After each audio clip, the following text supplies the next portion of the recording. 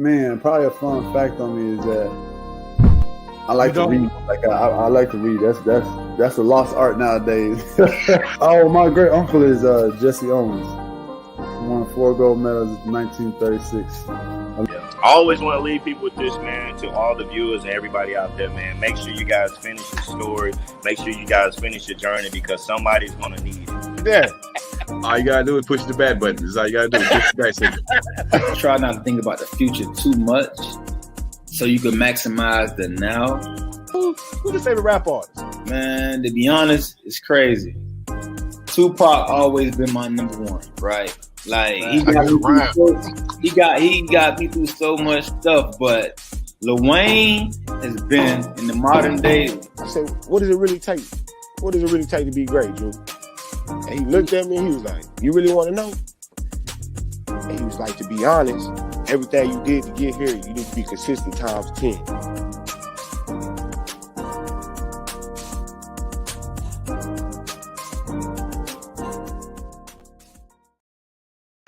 Good evening, everybody. How you doing? It's your boy, Coach Lee, back up in the house. Welcome to the Parlay Perspective, where you hanging out with your boys doing the damn thing. Every Wednesday night, we bring you all things sports related from all over the spectrum. But we are 2 days away from the weekend. Back at it like we're mad at it. Let's get the crew up in here right off the bat. My man coming in here as always with that hot fire. And it look like he might hold you up. Stick him up. Stick him up.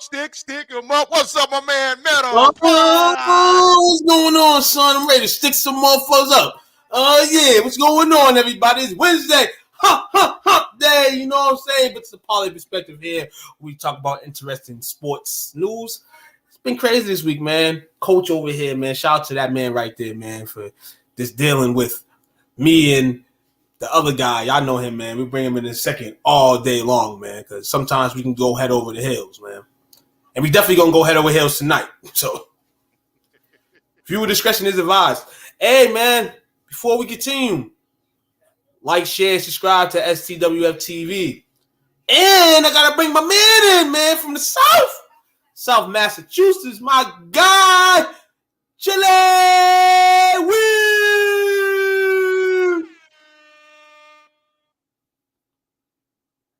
You on mute. I am on mute. Look at that. There we go. Look at that. What's good, people? What's up, bro, Ham? Chilling, man.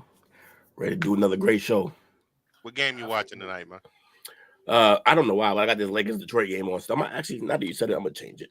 Yeah, change that crap, man. This game's over with. It's colossal right now, man. Over with, finito. Pistons losing with 101-76 Lakers. The Magic are up 104-89. Suns down 60-53 to the Raptors. Grizzlies are up 50-39 over the Jazz, and the Pelicans are smacking the 76ers 47-29. No Embiid tonight either. As he went crazy the other night and relaxed tonight. So I should have took the Pelicans as a pick, man, once he was out. Shit, man. But he's ready for that Friday game against those guys from Boston. That's what he's getting ready for.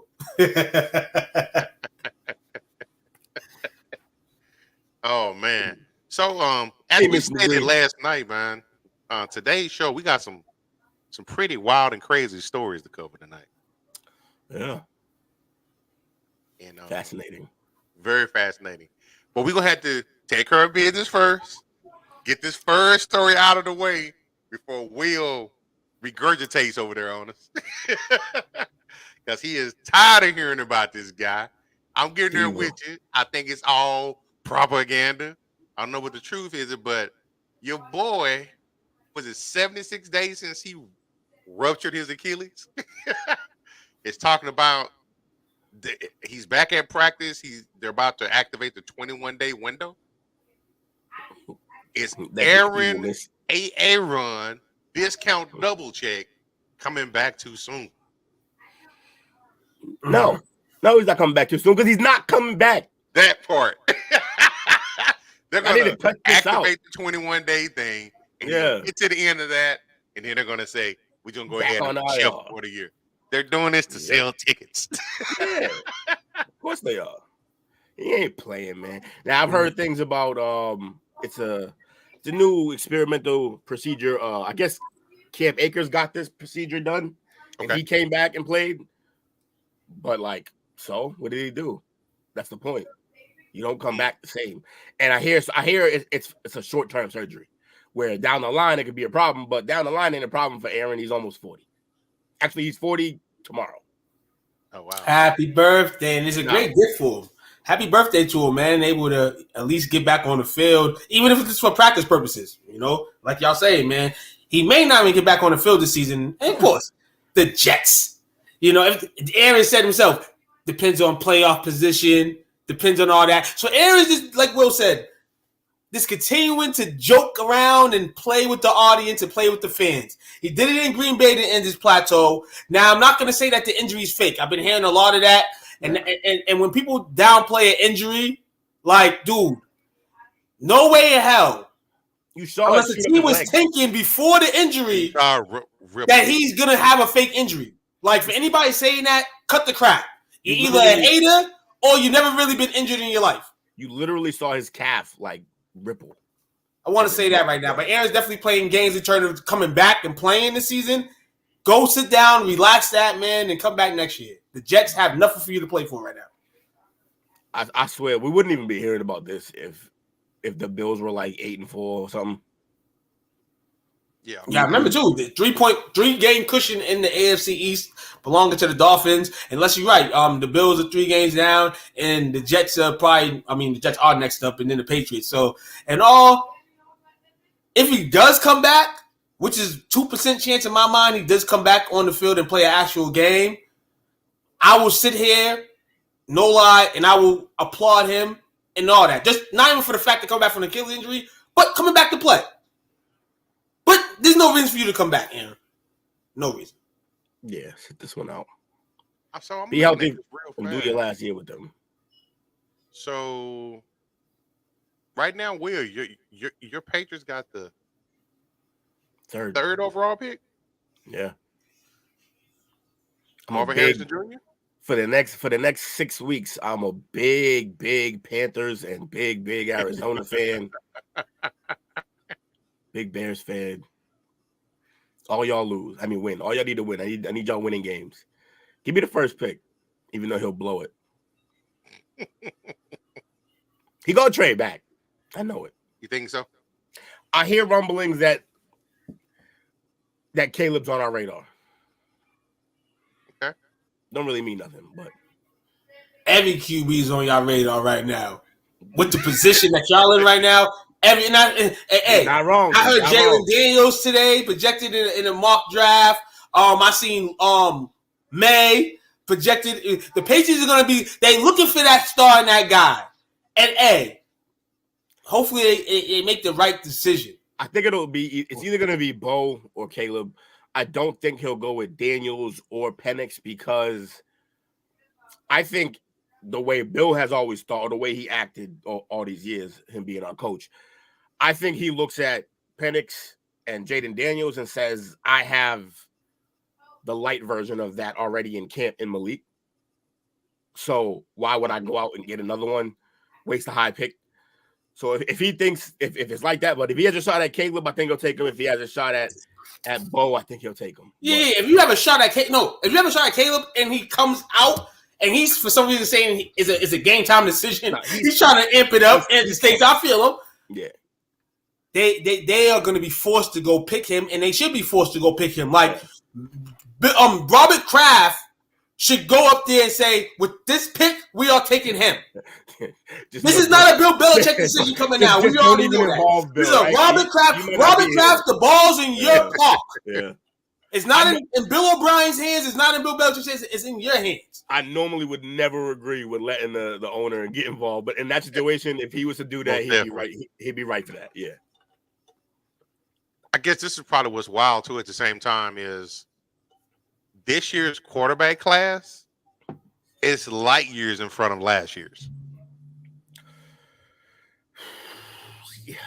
Yeah, there's more. There's more of them, but there's no. Once again, we're in the same case of there's no guarantees here. No guarantees. There's no there's no Trevor Lawrence. There's no Andrew Luck in his draft. He's not there. Caleb's close, but we saw Caleb get exposed a lot this year. Now, could it be a talent gap?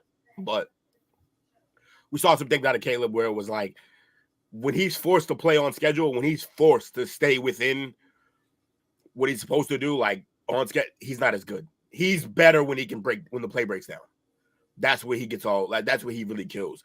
The few teams that have made him look bad this year have kept him in the box, limited him from leaving the pocket, and made him just play out of the pocket on schedule. He wasn't as good doing that. So, and that's a problem. You can't live. We've seen Kyler Murray try to live off of broken down plays. That's not, you can't win long term with that. You can win some games, but you can't win long term. A broken play, definitely ended his season last year on a broken play. Like, and like I said, and all that shit won't happen like that. But I know what you understand, like in terms of broken, picks, perhaps. You know what I'm saying? And he's nowhere near as fast as exactly either. So, or athletic in general. It's crazy, man. The Patriots, man, they over here, and it's like, damn. And it's happy to see, man, that they like, okay, we're living for the draft now. Yeah. And that's the good thing to see with Patriot fans. It's not all this hula hollering about, this and that. It's like, face the reality. We're going to have a top 3 pick. Tank Patriots, tank, because we really need it right now. Yeah. Look, if they handle this right, and I don't just mean getting the right guy, because you can get the right guy and not treat him right. If they handle it right, they have a decent offensive coordinator in place, and they scoop him, maybe 1 weapon off free agency, 2 weapons, who knows. But if they handle it right, they can set themselves back up to, you're never going to get Brady again, but you can set yourself back up to be relevant again, because we're not right now. But it's very easy to mess this up. We've seen teams do it time and again. We just watched the Panthers mess this up. That's why I brought it up about the draft class. I'm like, they probably could have taken the best player available this year. Probably would still been in the spot that they're in now and had a better pick as far as the signal caller. They would have still had their own pick. They could have just not did that. And more. I swear. The organization is at fault at the end of the day, but business and just being a professional in the professional league sucks. Yeah. And it's definitely the Panthers' fault for going to choose that guy, because you had guys that within your camp that wanted the other man. It's not on video that they wanted the other man, but unlike Robert Kraft, and we want Robert Kraft to make this pick, the fucking owner made this pick. None of the coaches that really know the game. That's the crazy shit right there. I also hear that originally the reason the Panthers moved up is because they thought the Texans were going to take Bryce. That's why the Panthers did what they did. It's all confusing because they got the wrong guy. This is rough. Lesson in life for everybody. They drafted Sam Bowie. Don't draft. Damn. Already? They moved up for Sam Bowie. Rough. And with the 3rd pick, I made the earth sick. MJ, fade away perfect. Hey, yo, that's what the Patriots got to be singing. When the Patriots make their 3rd pick, they got to put on whole Vito. They got to put that on. They got to put it on. Because that's going to motivate you to make a good pick, I guess. You know what I'm saying? It's going to go. Man. But I got to be honest. I wonder, so at this rate right now, who are the picks? So the first pick is the Bears with the Panthers pick. The second pick is the Cardinals, correct? Yes, they're at 2 and 10. And the third pick is us. Yes, at 2 and 9. So who would you think the Bears would take first? That's where it gets weird. Yeah, because they also right now, I think they've got like the 6th or 7th pick as well with their own pick. Yeah. So they're going to have to make these 2 impactful picks. Do you believe in Fields, and do you dare take a wide receiver first overall?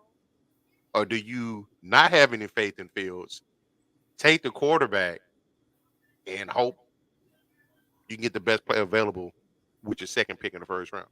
I think you have to take Marvin first. I just don't know how you don't do that. I think you have to take Marvin first Because I think there could be a quarterback that's still legit in your eyes there at 6.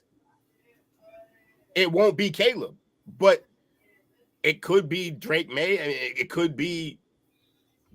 I mean, you were saying he's definitely going back, right? So it could be May. It could be Penix.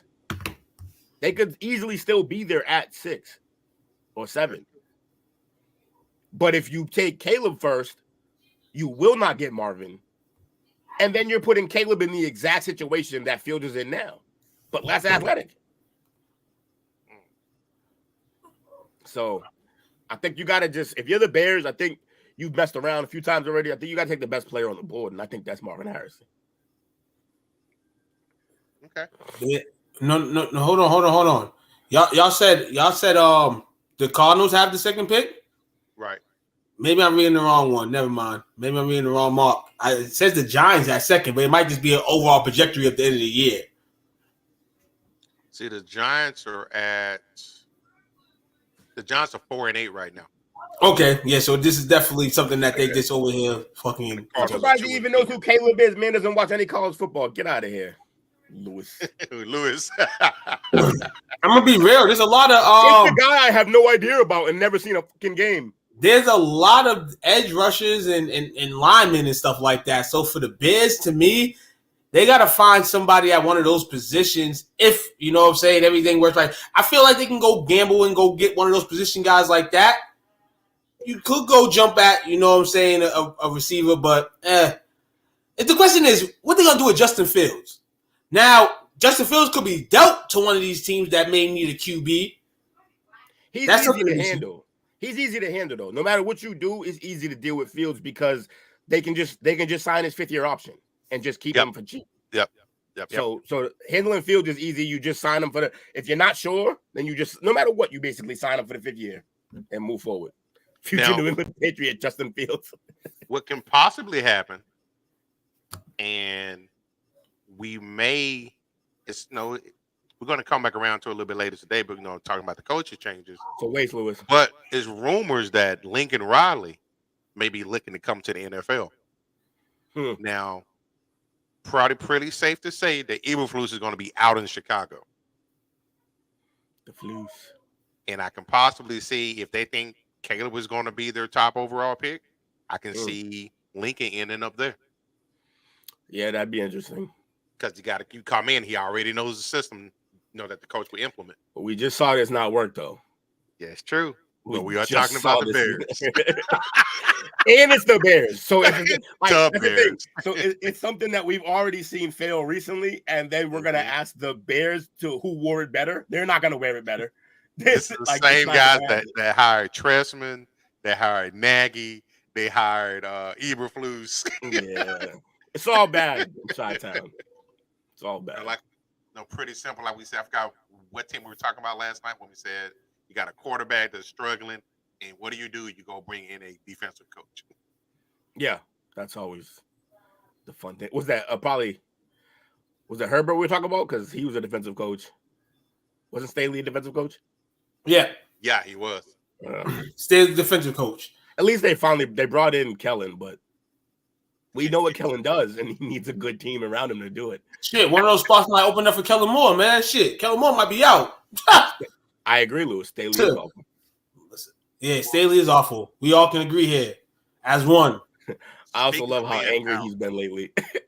Staley just been. He knows his days are numbered. He just knows it. And so everything is bothering him. Yeah. Stop asking that question. Sleep at night. My man's hangry. The writing's on the wall, boy. But speaking of out, now this story is we briefly touched on it the other day. It was kind of weird, but what's this young man's name? Is it Josh Giddey? Josh Giddey. Of the Oklahoma City Thunder. He says a little too giddy. Little too giddy. Getting giddy now, with it. He was a number 6 overall pick in the 2021 draft. But last week, in a since-deleted post on social media of having an improper relationship with the underage girl. The girl at the time, as far as the videos and photographs, she was a high school junior at the time. What was he? 21. Right. That man was on the Brighton High doorstep. He was like, motherfucker, standing on the side when we got out of school. He was like, you know, the thing about high school goes, I keep getting older. They keep staying the same. all right. This right here is wild because this is the interesting thing to me in all this. You know, we've heard just about everything that's happened, but what shocked me was when Andrew Bogut went on a podcast and he explained it more in detail. What's going on, Paul? What's up in the building? He mentioned that the Thunder organization already knew about this and kind of was just like, well, that's your life. Hey, wait, it is Oklahoma. Damn. Come on, man. I got Ken folk up there. Don't do them like that. Yikes. They are next to Arkansas. He did. And hold on. And kind of like you said, Lewis, he was kind of enhancing, like, you know, this is my, you know, trying to AK defend them, but he said the Thunder knows about the situation. Yeah. But he also said he has no insight. We know this guy, we know Giddey's the helm of it, but this is going to be an issue that they're going to have to talk to OKC about too if they do go to him on. Now they're trying to investigate, trying to get more details into this, but what more do you need? What more evidence do you need? I'm pretty sure. The girl lying about her age? That happens all the time. Yeah, Bogut basically was saying that he doesn't really know, but this is what he thinks. And that doesn't prove anything. So what I will say is this. Look, culturally, things are different in different places. Dudes had insight, and I'm gonna tell you why OKC had insight. First off, Bogut. Bogut. Bogut's an NBA fucking player. Bogut's probably from the same country he's from. He know. Nothing. No, he know. I don't mean that. He know. Out of all the people in the NBA that's going to speak up, Andrew Bogut going to speak up on this? Well, he was asked a question, so of course he's going to speak up with. So him saying OKC had some idea that this was going on. He had a girlfriend of a young age. We're just going to say that OKC didn't know about this.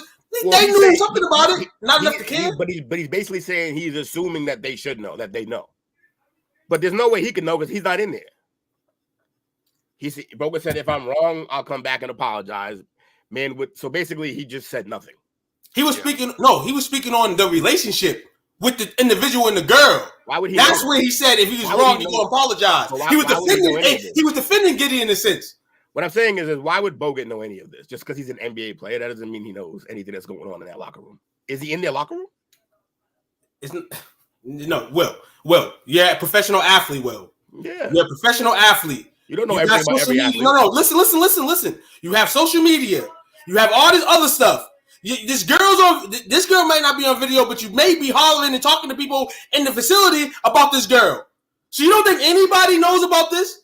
Anybody? Nobody even need to hire us up. What I'm saying, there's somebody within their camp that knows about this shit. What I'm saying is Bogut. You keep going back to the team. What I'm talking about is Bogut. How does Bogut know anything? He's not in the locker room. They have some type of connection, him and Giddey.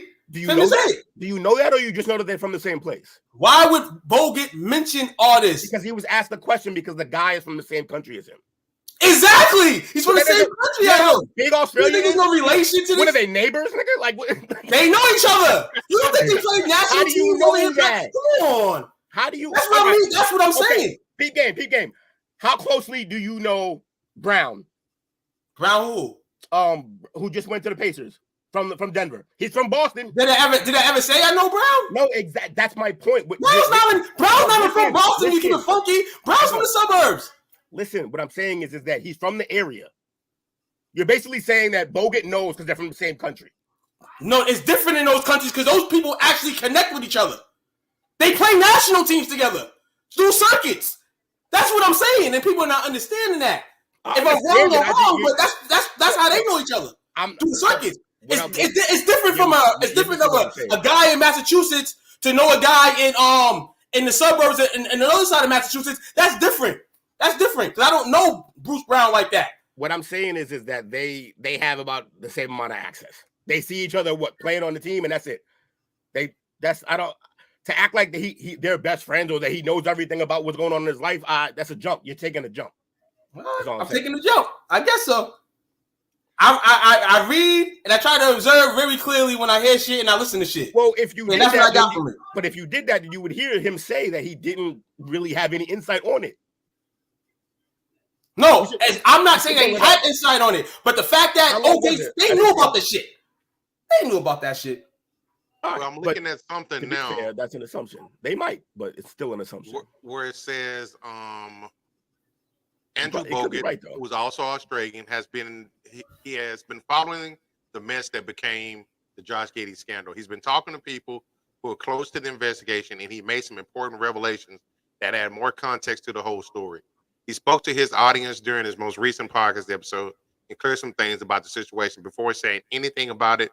The former NBA player did mention he doesn't condone what happened, blah, blah, blah. He goes on issue that Gotti, he goes on to give Gotti advice about the people in the circle. And he claims that the incident took place over a year ago and it happened in the state of California where the legal age of consent is 18. Here's the part of what Bogut said, and then it goes into what he's saying. If I'm wrong, I come back to apologize. So he's just talking to people, but he's not naming any sources. Right. So with no sources, if you're not naming sources, you can't put a name to nothing like that. We can't really rise. It's still speculative. It's too serious of a topic to sit there and be like, well, this guy knows, and whatever he says is gold. Can't do that. So they've released him, right? No, they haven't released him. No, he's in the starting lineup. He's in the starting lineup. He's playing. And this is more of the reason why the shit's gonna come to the light. And this is why I'm laughing right now, because when we hear it, I'm just gonna put on my New Balance jacket. Here's the other thing. Here's the other thing too. Now, I'm not saying they're the same. They're not the same. But I'm saying in terms of it being a liability, if OKC really knows what happened and they still have him in the starting lineup, what does that tell you? That there's more than what meets the eye here. There's more than what's being said. No, that's more what I'm saying too. And they're not gonna close face and say anything until it's time to say something. But like I said, the investigation is early. They're gonna find some shit out. That's all basically what I was saying at the end of the day. Like little shit like that nowadays in the world, it may not even be fucking Prezi. Prezi may not know, but somebody under Prezi might know. Somebody under that person, somebody know, dog. And it gets up in the corner and nobody say shit. I'm not saying it's not their job to tell it. It's not their job to say anything at all. It's not their job to say anything. If they knew Giddey was in any type of relationship, it's not their job to say anything at all. No, it's everyone's job if they know she's underage. No. That. Oh, but then some people. Everyone's job. You know, absolutely. But then there's some people that hide that under the light.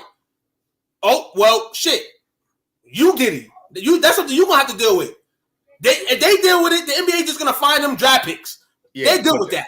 They got fucking 45 of them. But if it comes out that this is real, and it comes out that OKC knew that it's something that OKC wouldn't do to themselves, that would be crazy. It's not like he's KD. He's Giddey. Let's be clear here. They're not gonna they're not covering shit up for Giddey. You gotta remember though. You gotta remember. No. Though they definitely gonna sign him. Definitely to the monster max. Maybe. Shy's eligible for the mega match next year. Oh, Shy getting his. Maybe they keep him Giddey because they ain't gonna sign his ass. Stop playing. I'll be damned if they don't sign Shy. But that might be reason. We'll see what happens. But I do want to see everything come out though. Interesting story. We tell you, gonna be interesting tonight. Interesting. It's not a common L because nobody's had a decision yet. Nobody said anything. To your quote, Lewis. So next up, talking about an L and decisions, possible coaching carousel. We mentioned it earlier when we were talking about Staley. So we're in the final 2 months of the season. They anticipate about between 7 to 12 coaches, head coaches, will be out of a job. So some of the ones, obviously, they've already gotten rid of what's your guy in Vegas? McDaniels? No, not McDaniels. Yep. Yeah. McDaniels is already gone. Reich is already gone. Who's next? Ron Rivera. According to this, I don't like it because we all said that we don't agree with it, but they go for the AFC East, the at risk. They've got Salah, which I don't think that's going to happen. We already said that. Belichick, and maybe even McDermott. McDermott should probably go. And we talked about that 2 nights ago. Yeah, McDermott should definitely go. Yeah, it starts with that. Yeah, it's gonna have to start. If you're not gonna break up and trade the wide receiver, you're not gonna never trade the QB. It goes to the coach next. You already got rid of the OC, like we mentioned the other day. If McDermott and them don't win nothing this year, yeah, McDermott's gone. Mm-hmm. Now, especially underperforming. Now, after that, they've got what? Huh? Put that comment up. What? Zach Taylor? Yeah, he's terrible. It's a bad coach. That's the coach of the Bengals, correct? Yep. Yeah, I mean, but his quarterback's been hurt, and that's partly his fault. Hey, could be right about that. Build the line, bro. It's a high up. No, it's a high up decision. They signed him to $200 in cash. The high up's like, you playing, motherfucker. You playing. Bills and Giants coaches switch jobs. Ooh. That's funny. You bring the ball back to Buffalo? Wow. That'll be interesting. Yeah. We talked about Brandon Staley not maximizing the Chargers.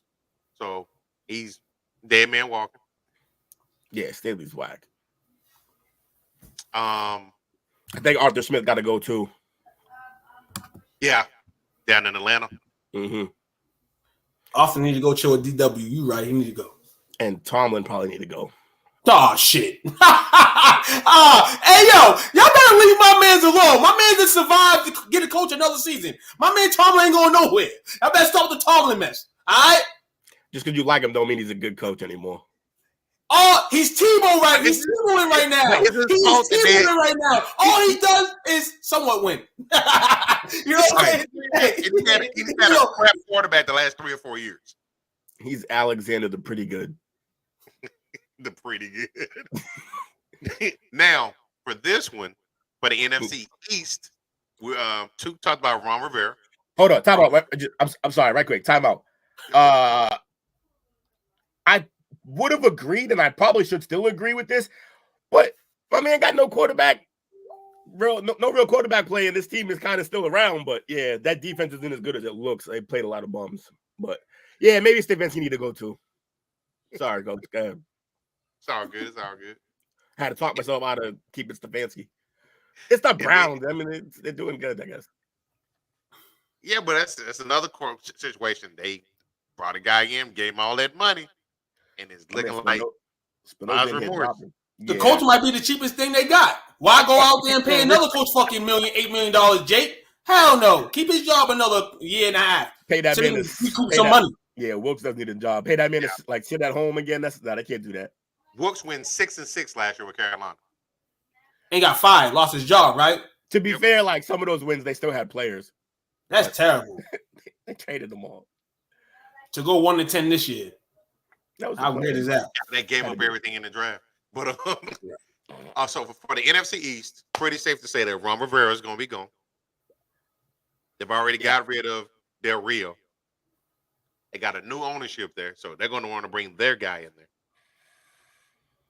And then it says here, if this guy doesn't get out the first round postseason, yep, he's gone. Behind McCarthy. Mike McCarthy don't do anything positive in this postseason. He's gone. That's crazy. And I'm gonna be real with you. Back-to-back. If they do something positive and they win the Super Bowl, Mike McCarthy getting fired. Say again. I don't know. He said if they win the Super Bowl, he's getting fired. Nah. Swear to God. Jerry will lose his fucking mind. He'll be so happy he'll sign him to 10 years. They're gonna get jumped. Nah. But if they don't do shit, yeah, McCarthy's on that list too. Definitely. Well, I can see him because I've been looking at a lot of buzz here. Obviously, Dan Quinn's gonna be another high commodity.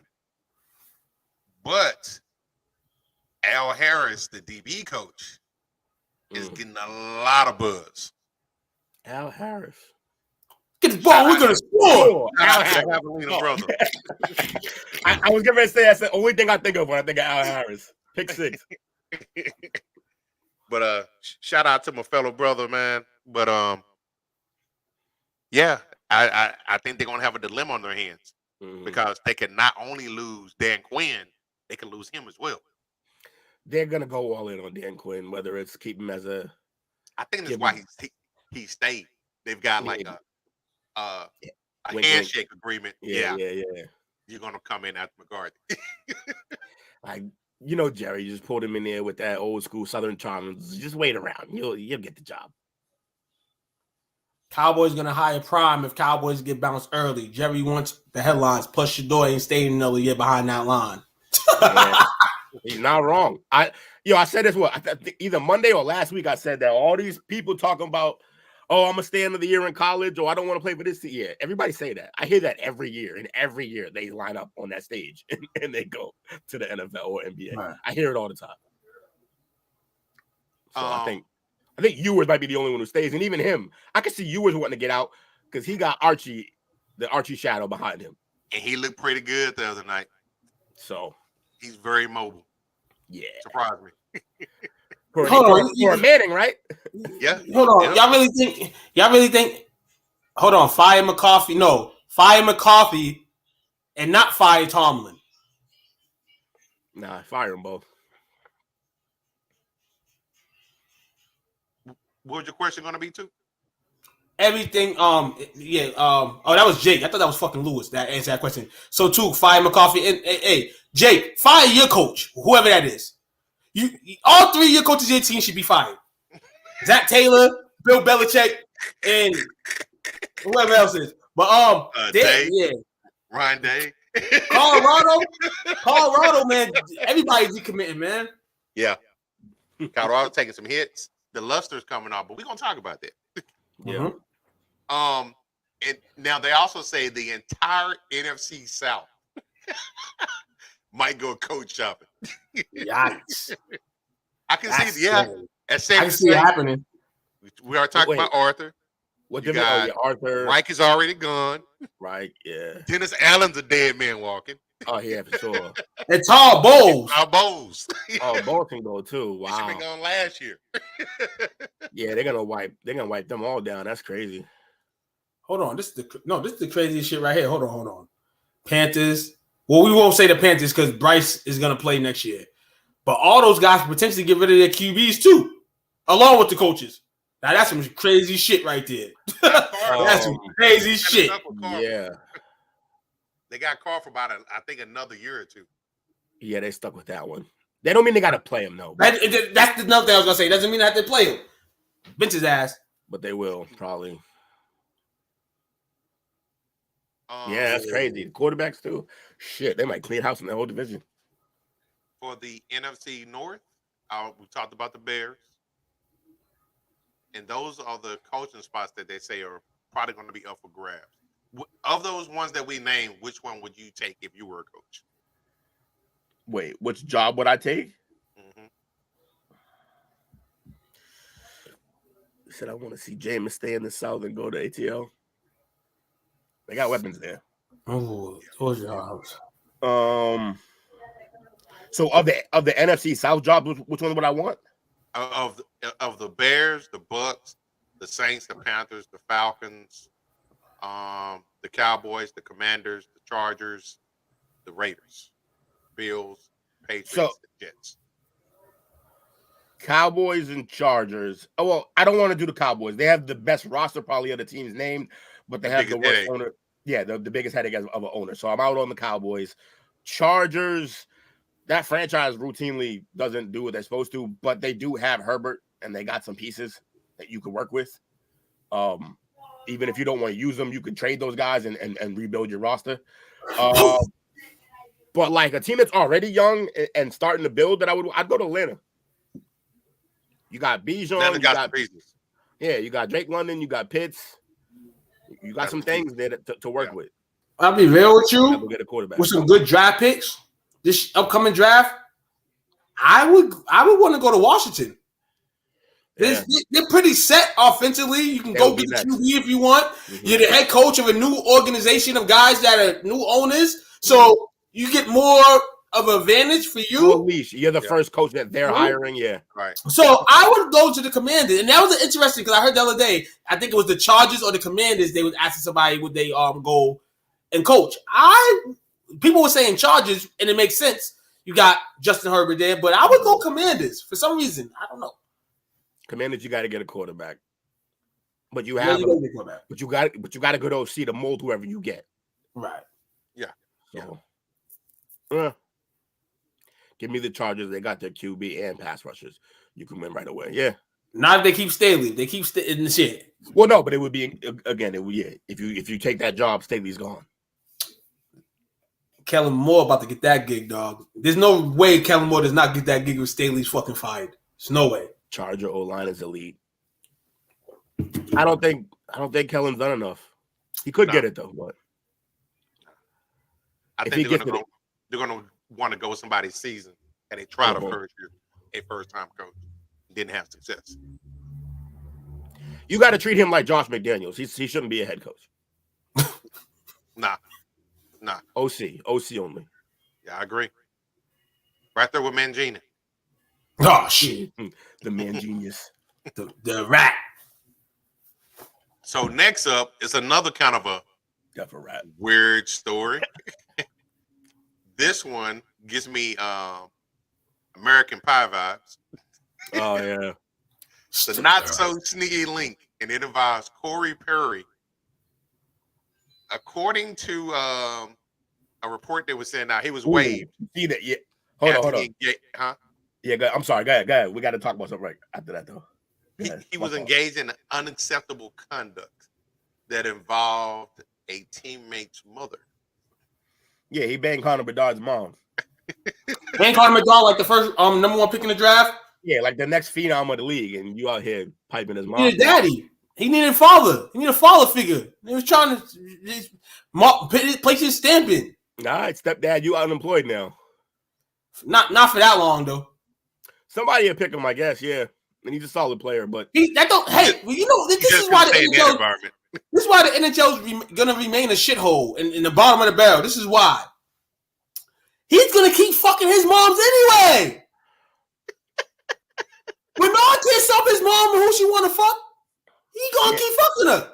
Okay, but if you're the franchise and you keep that guy around, if I'm Connor Bedard, right when that fucking hold on. Then understandably, then he don't got the heart for the game. Then he's the number one pick. Nah, your mom's been getting fucked. You already knew this. So what? This ain't the first guy. Not by my peers, bro. Not by my peers. Cut that out.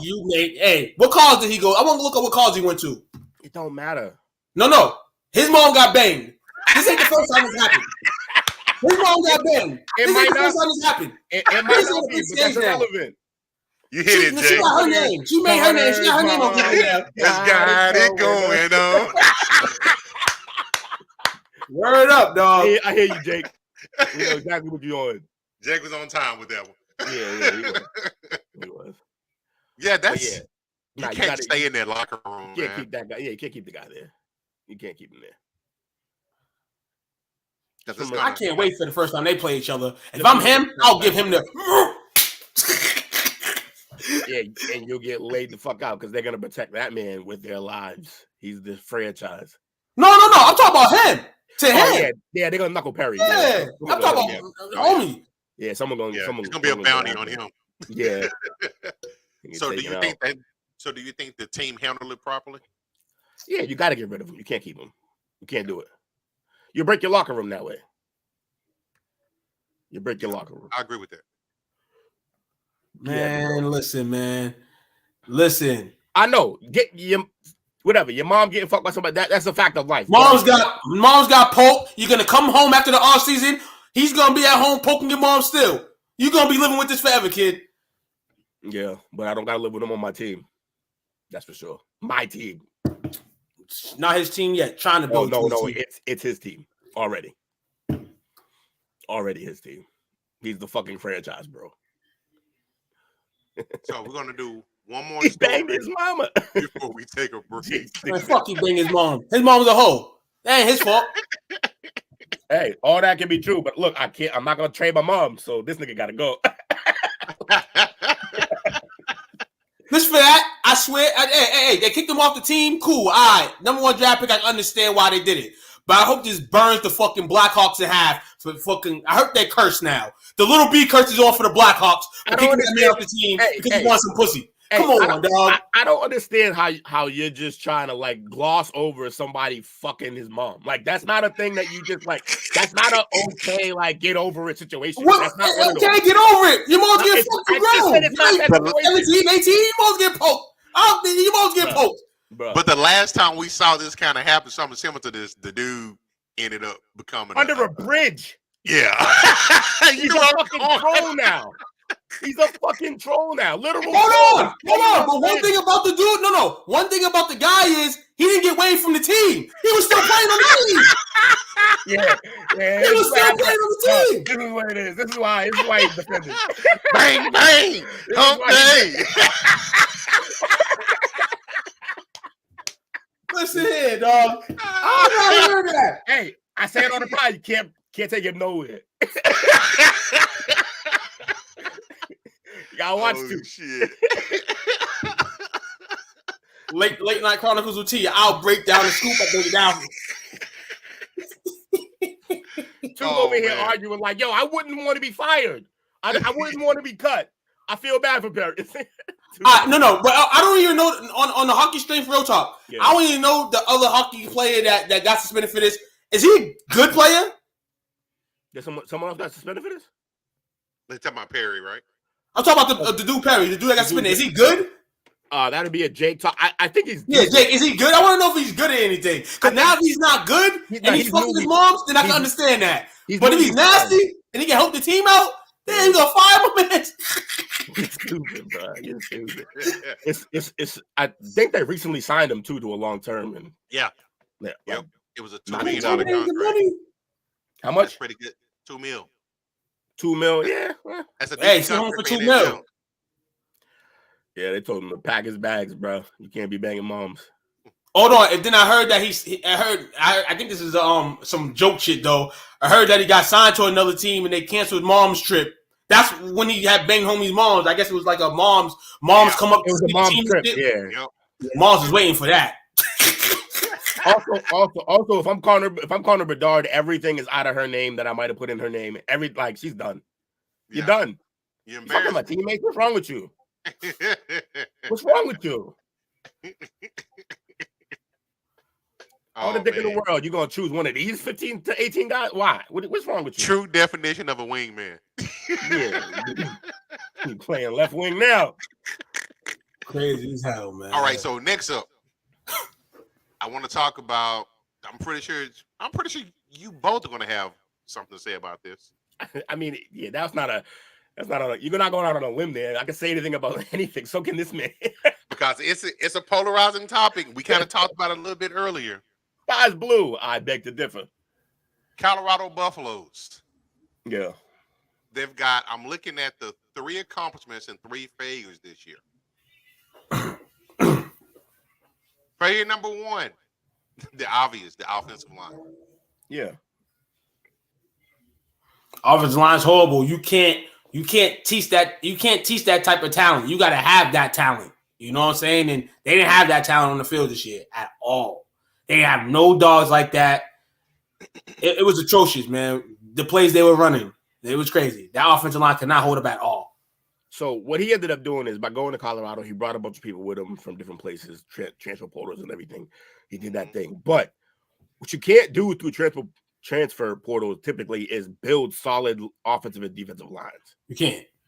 Right. So, and that's what happened. He went after a bunch of skill players. He got skill players everywhere. And it's usually the skill players. Like right now, it's usually the skill players that are jumping in that portal. Right. So it's going to take him a little longer to build a line, which I don't even know if he'll stay. No one knows if he'll stay. So they actually, last year, they only allowed 23 sacks with a 1-11 team. Mm-hmm. This year, they were second in the nation with 56 sacks allowed. God damn. Yeah, so the line regressed, but also the quarterback keeps the ball longer because he moves around. Wait, Sam Who Howell suffered a fracture in his back, by the way. Yeah, he probably shouldn't have been out there. He got jacked up a few times. He wasn't just getting sacked; he was getting laid out a couple times. So Yeah, I agree. I remember saying that. Welcome to the college football. Big boys, pull up your pants. Welcome to the big boys game. Mm-hmm. Welcome to varsity. He might not even touched that before that many times at Jackson State. Now, because of the way he got beat around, he definitely probably should go to the league. But I think what we all saw is that he definitely needs another year in college. Definitely needs another year in college. He's not ready. He ain't ready. Big failure number 2, the Stanford game. So they said that game is kind of the one that kind of altered the trajectory of the season. I guess. That was the game after the Colorado State game? I believe so.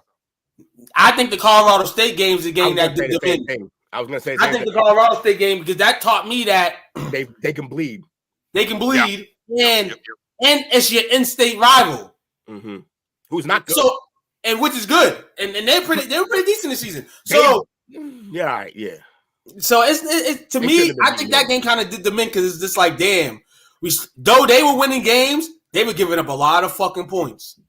And then you gave a lot of points up like that to the Colorado State. Yeah, they got into a shootout. They got into a shootout with Colorado. Not trying to lose the streak, but I just kind of knew that things were gonna go down a little bit. I didn't know like this though. Basically, when we saw that Colorado State game, you're like, if Colorado State can do that to them, rivalry or not, we all said it on the show. We all said it on the show. Oregon next week is gonna fuck them up then. And sure enough, they banged them out. It was Oregon. Yeah, because when they went into the Stanford game, they were 4-2. They were late. They were playing at home, leading 29-0 at halftime. Oh, that's why they picked that game. And they ended up losing in double overtime, 46-43. That might have been the first game where you're like, they definitely shouldn't have lost that game. Yeah. And Coach Sanders said that at halftime, he noticed some complacency in his team at halftime. Yeah, you brought out Lil Wayne in week 2. Or complacency in him. No shit, they got complacency. We'll get to that in a second. Failure number 3, unforced errors. Yeah. They ranked second nationally with 107 penalties committed. It sounds like a very undisciplined team. Yep. Jake, that's the problem though. He's getting a lot of decommits already. You're getting a lot of decommits. No more Pac-12 to the Big 12, and you don't think none of those other teams are on top of their recruiting process right now? Mm-hmm. Yeah, it's gonna be tough. And now other teams have, because it is what it is. They're gonna be able to say, you know what? If they have a player who's considering their school in Colorado, they're gonna look at all the people that's leaving there right now. Mm-hmm. Or decommitting. Decommitting, right? Because you can commit in June, July, where you have spring football and Deion's talking the talk. But as soon as they going down in the slope, we don't really know the reason why these guys are decommitted. But that's one of the main reasons why probably. And they're like, well, nope, we don't want to come here. They suck. They don't want to come in next year. Lil Wayne don't show up to 3 and 8 teams. Nah, not at all. Hold on. As they started losing, you seen the less and less stars that they were naming out at those games on TV. Of course. Because you don't want to shine light on losing. That's true. And the biggest story at that point in time was them having the jury stolen out the locker room at the UCLA game. Yeah. Go figure, knuckleheads. Right? Yeah, knuckleheads. Oh, they getting beat around and they getting robbed? Damn.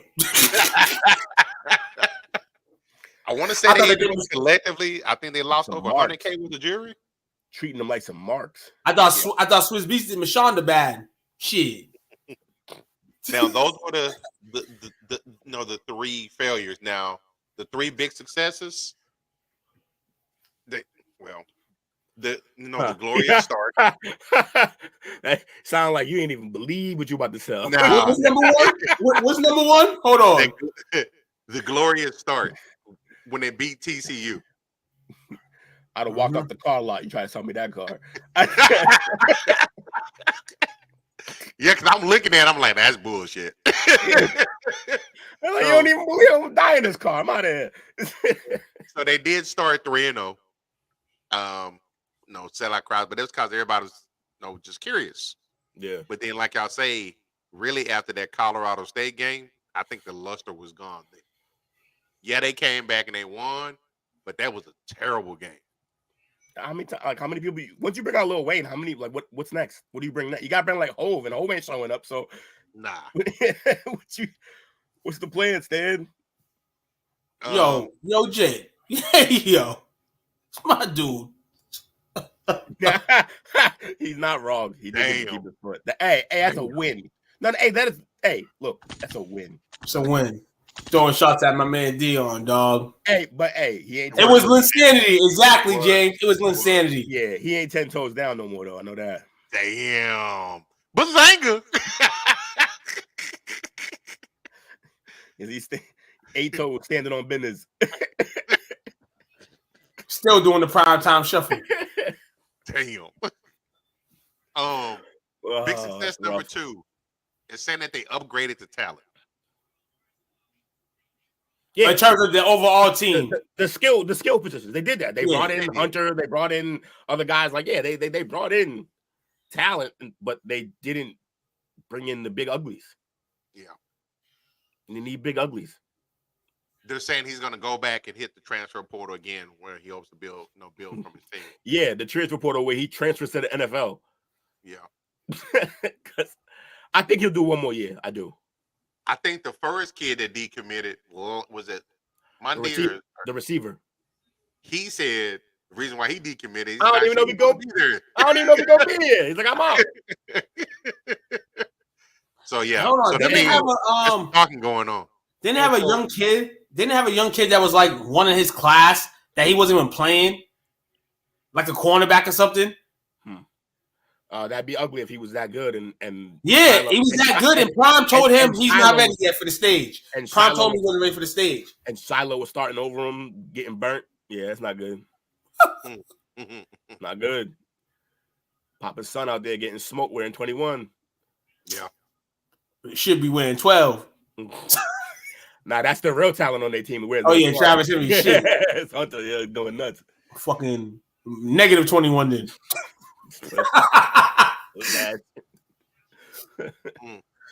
So, and then the big success number 3, which is what it actually was, he brought the hype.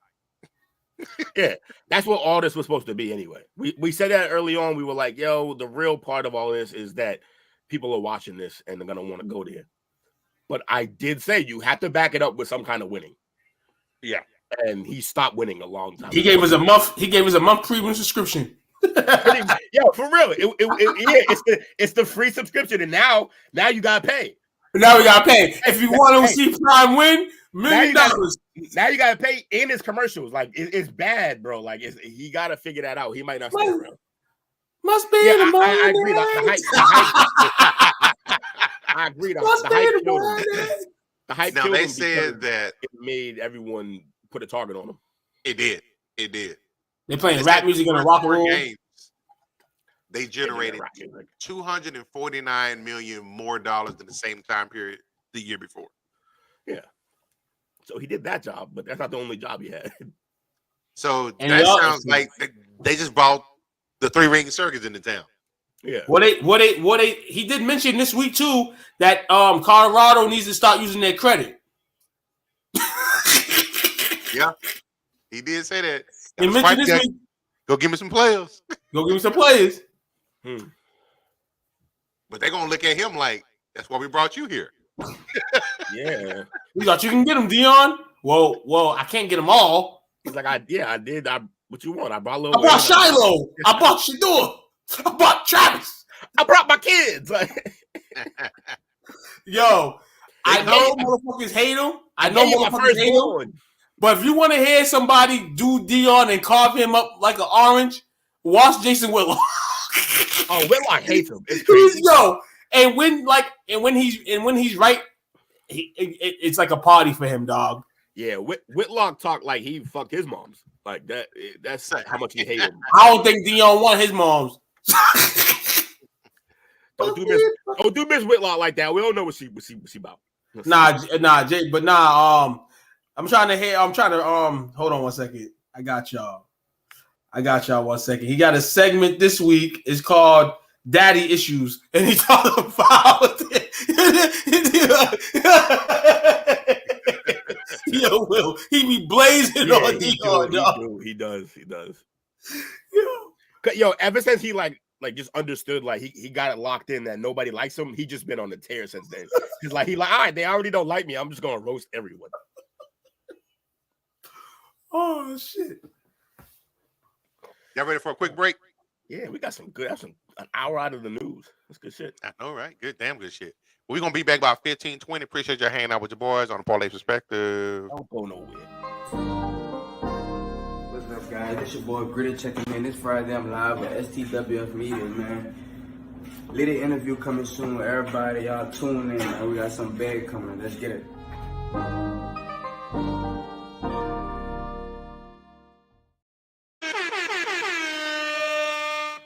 Welcome back to the Parlay Perspective, my friends. This your boy Coach Lee. We got Chill Wheeler and Tuquan. Mega odds up in this bitch. So I got a quick video for us. So y'all see your boy yesterday. I hit y'all up, with a little bit of the Mavs news. But before we get to that, Perry made a video. Wow. Let me stop. Before we get to that, let me find it here. Here you go. Let me get it queued up for us. So the Mavs beat the Rockets last night. Our media is known for being pretty soft media. So actually that's the wrong one. There we go. So this is the interview from last night. Pretty funny. I think maybe it's the things that you guys thought should have happened day one, is that they should be successful right off the bat. And it takes time. Failing is all right. It's not a bad thing to fail for a pro athlete, because you can get better and learn from it. And those two are the best in the world. And we feel very comfortable with those two having the ball. Sometimes it goes in, sometimes it doesn't.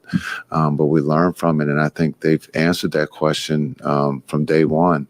As you just mentioned, they're one of the best, if not the best, in clutch time.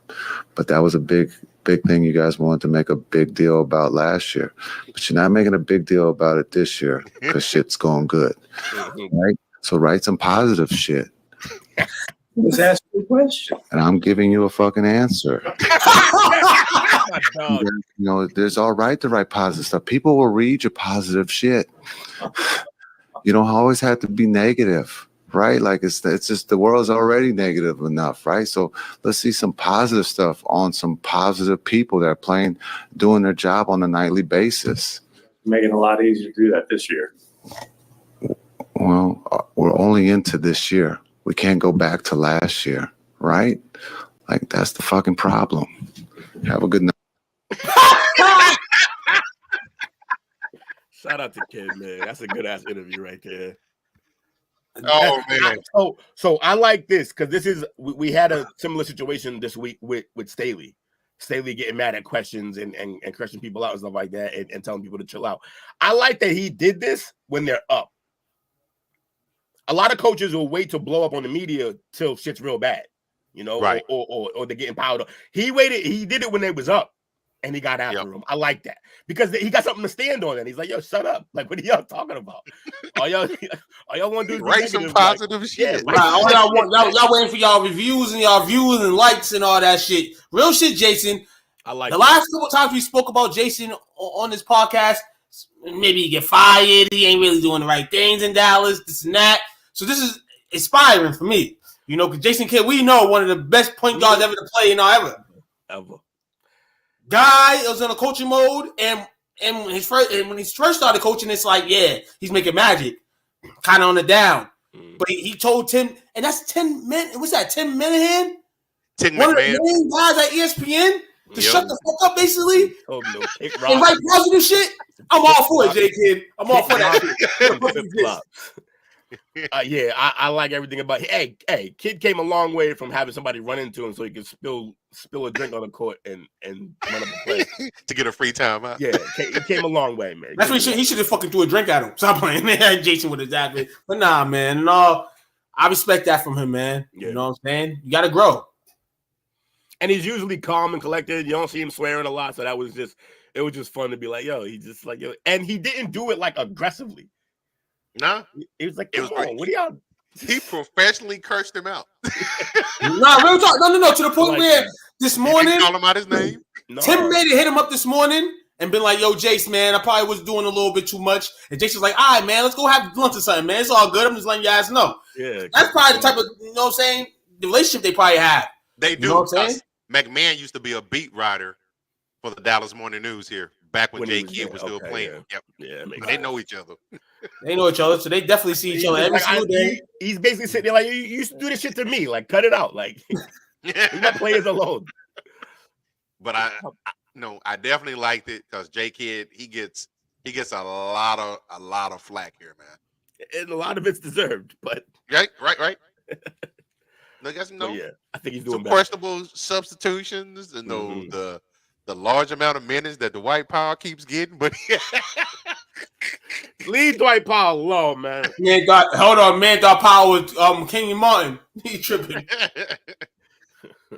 So we gonna follow that up with the Mavs were sold yesterday. The Mavs what? They were sold yesterday. Oh, that's right. It was Yeah. announced that there's been an agreement to sell the Mavs to the Adelson and Dumont families, who are casino tycoons. Money. So the rumor that's floating around here is, and I've been saying this for like the last 4 or 5 years, we're a state that doesn't have legalized gambling. We got dog races in some spots, we got horse racing in some spots, and the lottery, and that's it. So they're saying that this is because Cuban sold a majority of his stake in the team, which earned him $3.5 billion from a $285 million initial investment in 2000. It's a beautiful flip. Got to watch basketball the whole time. All his whole time. What a good But flip. it also allows him to still be in charge of basketball operations on a day-to-day basis. So he's still running the team. He just doesn't have to foot the bill anymore. Well, two things. One, you let him keep the one part of his job that you probably should have wanted him to stop. Yeah. And the second part is, but you created a situation where now accountability will be a thing because he is not the owner of that team. That's true. So if he keeps making shit decisions, they'll be like, "Yo, bounce. What are you doing?" That's true. So I think they protected themselves in that way. But like, yeah, if you want to get into that game, but you don't know that game, this is the right way to do it. You buy the team and you keep the guy running it if he wants to stay. That works. I like the move. Now the lady, the majority owner, it's governors in the NBA. The majority governor, Marian Adelson, she's the widow of the Las Vegas Sands Corporation founder, Sheldon Adelson. Old money. Damn, man, so much positivity around the Dallas Mavericks organization, man. I remember 2 years ago on this very same podcast, we was talking about locker room situations, girls getting rammed up, like with homie did to Connor's moms and all that shit. So it's kind of a blessing, happy blessing, I guess, this year for the Dallas Mavericks, man. That I think Mark was fitting to do this the whole time. He was just trying to flip it. He wasn't trying to double his money. He damn near 6 times, 7 times chopped his money up. Yeah. And he gets to still hold the reins down? Hell yeah, that's a good deal for me. Even if you fire me in 2 years, that's a good deal for me. You got to think, Cuban's 65 now. So young guy 65. He a young 65 though. He is. He stay in shape. So his kids are like, I think one of his kids are grown, the other one's a teenager, so he probably want to spend a little bit more time with his kids. And they're like, "Yo, we wanted a part of that team. What are you doing? Just don't sign Josh Giddey." I don't want to see you. Go back to work." So we'll see how it's going to be something I'm definitely going to watch because a lot of people got a little nervous. In the next 2 years, next 2 years, Texas is going to get legal gambling.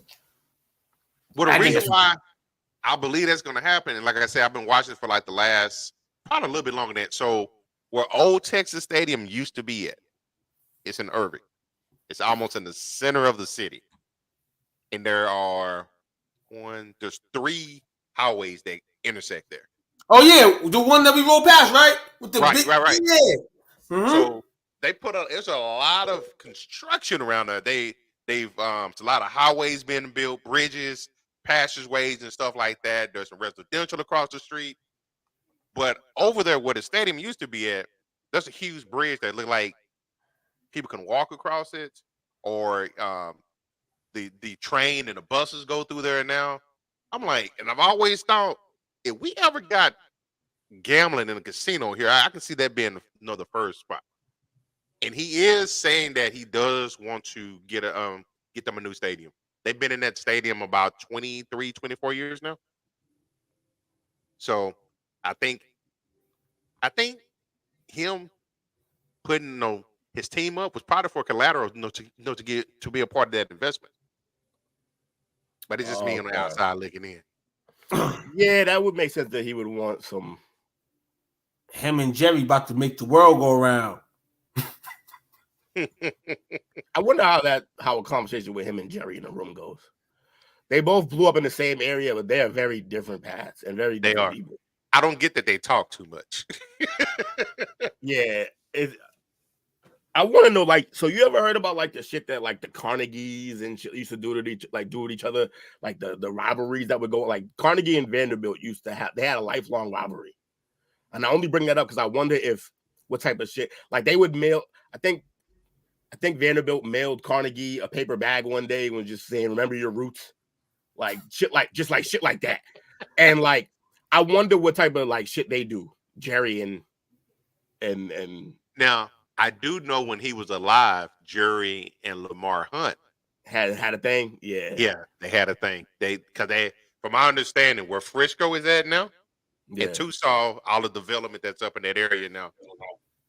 I was told that Lamar on one side of Frisco, Jerry on the other side of Frisco, and Preston ran right down the middle, and that's where the battle of the. They had a personal trophy every time that the Chiefs and Cowboys played against each other. It's called the Preston Road Trophy. That's wild. And it would go between the two of them. That's wild. Yeah, see, rich billionaires play different games, bro. Billionaire games, man. Well, speaking of games, the NBA in-season tourney. Have y'all been catching any of that? Yeah, it's good to watch. I'm enjoying it. Shout out to Jake. He tried to burn me last night, but I rolled him like, what? He tried to get me last night. It looked like all three of our favorite teams in there except for one person.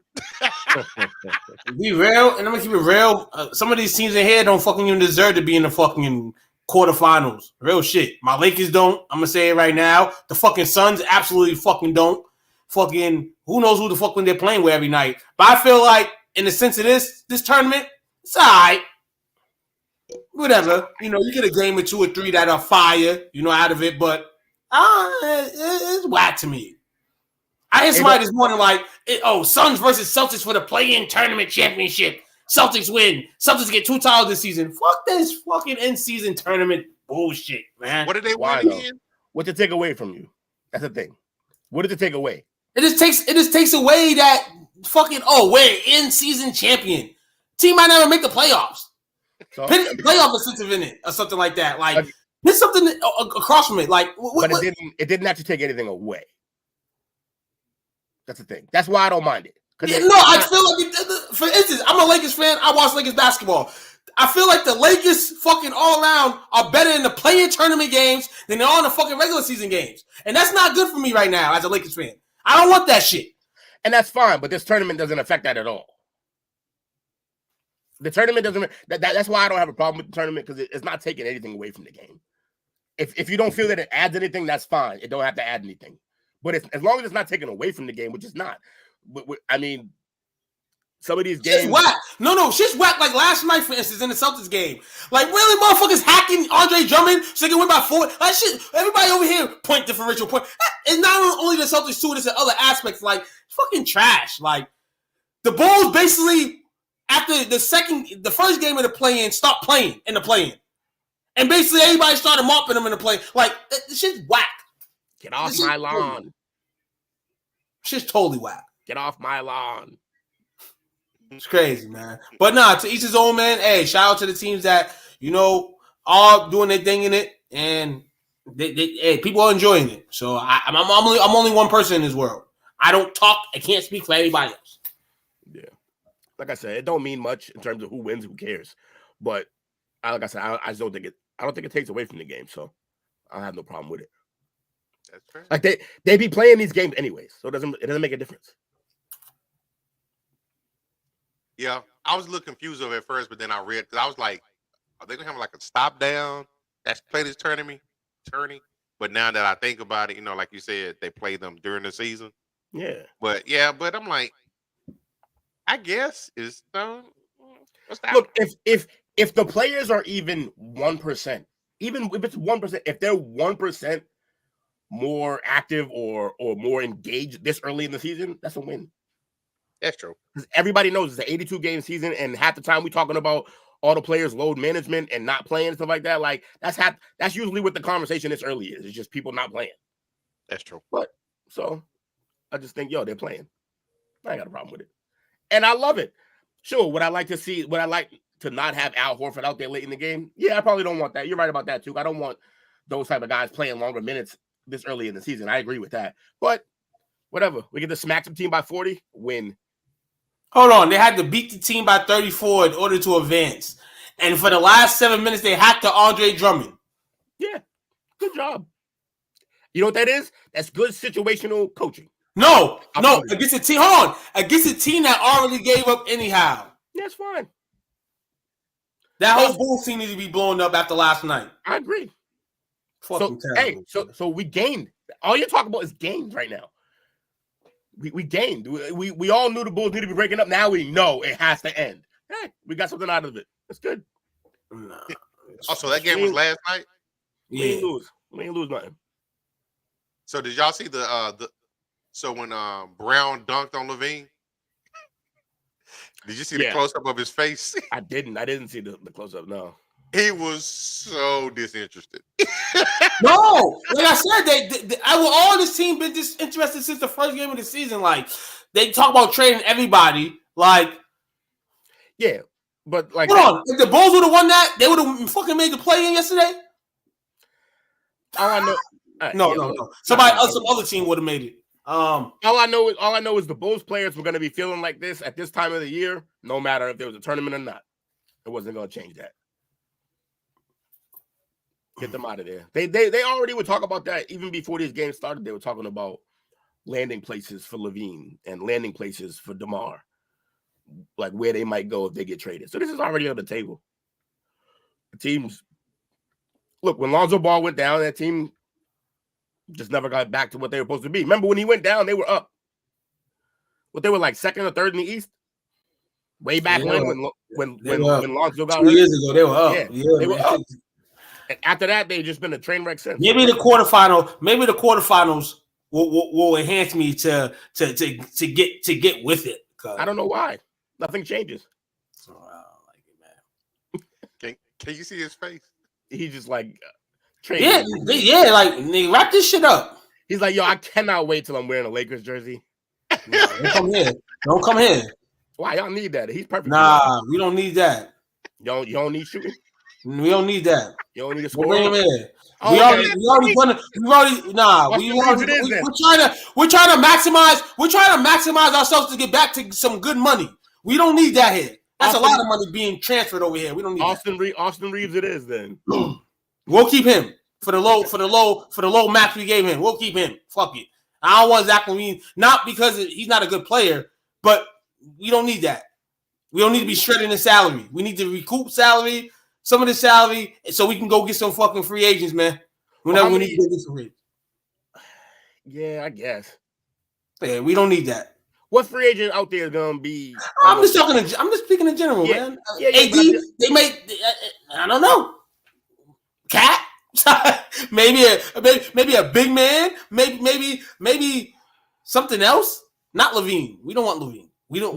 But I feel like almost none of those guys are going to walk to your team. They're going to have to be traded there, and Levine is the guy you could trade for him. I'd rather take them all over Levine. Levine's a better fit. He spreads the floor better. But hey, when you get introduced to LeBron James, and I think that's the part that will hurt Levine. I think DeMar will be able to go in there and kind of, because he's a quiet player. Yeah. DeMar's a quiet player. Yeah, but so you're thinking about personalities. That's fair. I'm thinking about play styles. Levine's a better fit next to LeBron. Way better fit. He can I like the ball better. Yeah, he plays way better off the ball than DeMar does. And LeBron gonna have to have the ball. Plus, Levine can go out there. If LeBron's on the bench, Levine can go out there and give you 20, 25. DeMar can. How long? I don't know how much longer he can do that. He can still do that too, I guess. But DeMar's been unhappy since he left Toronto, man. Well, he shouldn't have left him. Unhappy guy. He got traded. He didn't have no choice. Well, he wanted to be a Raptor for life, and they said, "Oh, this guy with the braids is better than you. We want him." And he was. Can't be mad at that. But real quick, before we do our shout outs and look at our picks from this last week, I know something I meant to ask you guys about. What do you think about the name Braylon Allen? I don't think of that name at all. First time I've Braylon heard Allen? Yep. He is the running back for Wisconsin. Running back you. He declared for the draft. Okay. He's 19. He's not gonna get it. It's up to him. Well, he reclassified like yours did. So he's eligible. Oh. About to get That's gonna open the door. The NFL rule is you gotta be 3 years removed. 3 years removed. Class. Yeah. Is he? Yeah. Yep. Maurice Claret, here we come. So, but I didn't know too much about him till I saw him. They're saying they're talking about he's got more upside than Saquon did coming out of Penn State. So did Bijan. Hey, just slip. Hold on, just slip down a little bit, maybe to like the 20s. Go to a good team. Coach, you know what I'm saying? Slip down to maybe the 20s. You know what I'm saying? I want to take a risk on him. He's a running back. He won't go first round. No chance. No, I'm talking about go down to the Cowboys. Cowboys take him. Cowboys take him. We need a back. We don't need a back, but we can use one. He's been there for 3 years in Wisconsin. He ran for 3,500 yards, 35 touchdowns in 35 games. He rolled up there when he was 16? You said he's 19, right? He's 19. I think he's 19. I think he'll be 20 soon. maybe. So he rolled him in at 17. 17. You got a guy from Wisconsin. You got a guy from Wisconsin in the league right now. You know that this guy paid some guap. I mean, he got hurt earlier, but Jonathan Taylor Knobs. Oh, he weighs 245. God damn. How tall is he? What's his height? Let me see. He better be 6'6". 5'9". That's ridiculous. He's a bowling ball. Let me see. It don't have his height listed on here. Anybody that's in the comments. Well, the guy who should have been able to help us with this was here tonight. Yeah, I know, right? I'm sure he knows his mother on a first name basis. Putting the kids to bed, man. Putting the kids to bed. That man probably got his report cards from elementary school. So this James be knowing.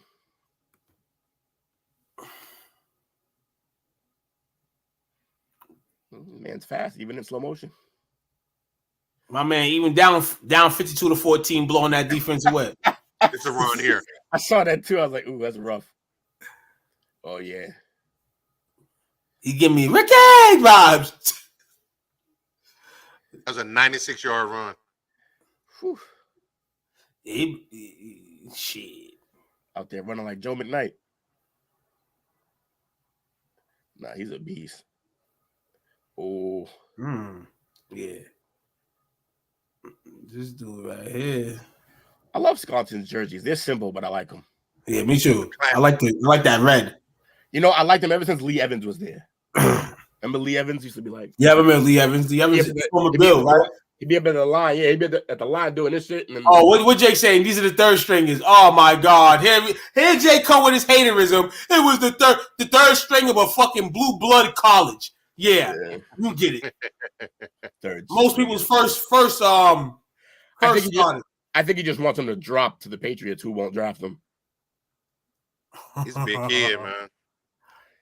He throws the ball too. But what's really crazy is, so you said he's 245. Mm-hmm. He don't look a bit over 215, which is crazy. He don't look it. which is scary because like you're supposed to look 245. Yeah, that OSU defense, man, got shredded. It was the truth on that play. Shredded him. He's a big kid, man. I don't care what type of defense you are. You got shredded. Hey, Jake. By the way, Jake, you wasn't here Monday. I don't think. How about them Buckeyes? we already got them in the chat room. We are who they thought they were.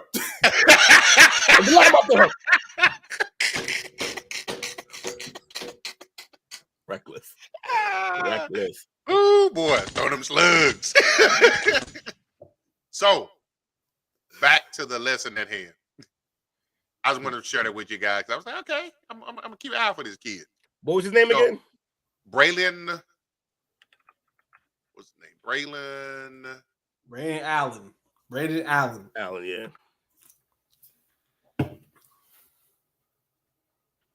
Because you know I'm already starting to get in draft mode. Yeah, you kind of just got me into it. Reckless. So, a little insight. Little insight. Let me see. Where we go? You know, it's what we week 13, I think. Week motherfucking 13, man. So last week, I sucked last week. I went back to reality, everybody. I gave everybody a chance to come back. Two went 9-7 last week. Will win 10-6. How? You missed on Detroit, Cincy, Carolina, Houston, Arizona, and Minnesota. I thought I would miss way more than that. And Jake and I went 11-5. I hate y'all. Y'all ain't no good. No good, I tell you. So for the year, Will is at 104-75. Jake is at 105-74. I'm at 110-69, and Took's leading the way at 113-66. What am I again? I didn't hear it. I'm about to watch your ass this week. 104-75. Come on, Will. You can put that on official when you want to pick bets on games and shit like that. You got to win the percentage, Will. You can put it up to the table. Hold on. And this is why these motherfuckers got these fucking records and all that. I be seeing people, here's my picks for the day. I'm 181-36. Well, shit. A lot of people that way. But in the case of this, man, hey, if they can make money off this shit, we can too. Shit. Throw your record up whatever you're making picks from now on. We here. We over 100 wins. Standing on business. Shout out to you, Chris. It's cool. You made it though. You watching basketball and movies? My man. Man, who you watching? Who you watching movies and basketball with? You got a little shorty. Do what you over there, Chris? I see you. So before we can get them started, like I said, we got to get our picks in for week 13.